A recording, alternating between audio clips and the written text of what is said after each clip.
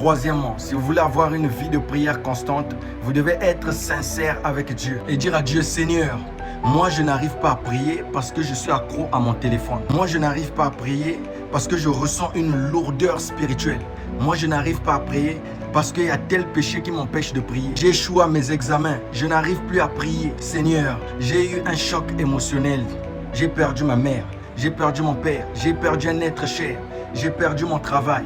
Et depuis lors, je n'arrive plus à prier. Moi, je n'arrive pas à prier parce qu'il y a ceci et cela. Allez-y droit au but.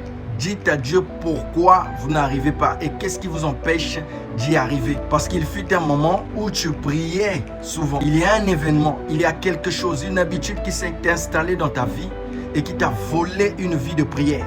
Donc tu dois dire à Dieu le pourquoi tu n'arrives pas et lui demander de briser ce lien, de briser cette force, cet obstacle qui vous empêche de prier. Et si vous êtes sincère dans votre prière, je vous assure, frères et sœurs, qu'il n'y a pas assez de démons en enfer pour vous retenir dans une lourdeur spirituelle.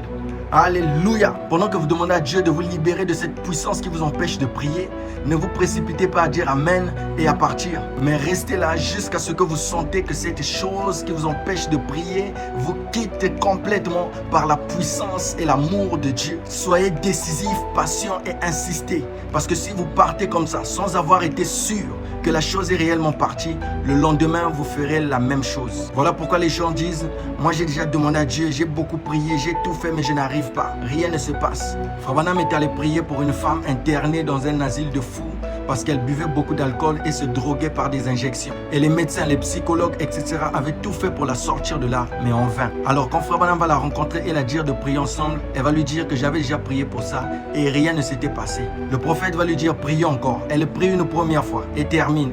Le prophète lui dit, c'est pas assez, prie encore. Elle prie une deuxième fois et termine. Le prophète lui dit, c'est pas assez, prie encore, tu n'as pas bien prié. Et la troisième fois, quand elle va prier, elle va rentrer en elle-même et commencer à pleurer, crier à Dieu, dire Seigneur, libère-moi de cette force. Et elle va sentir cette force la quitter. Et dès ce jour, elle n'a plus jamais pris l'alcool ni la drogue. Shalom.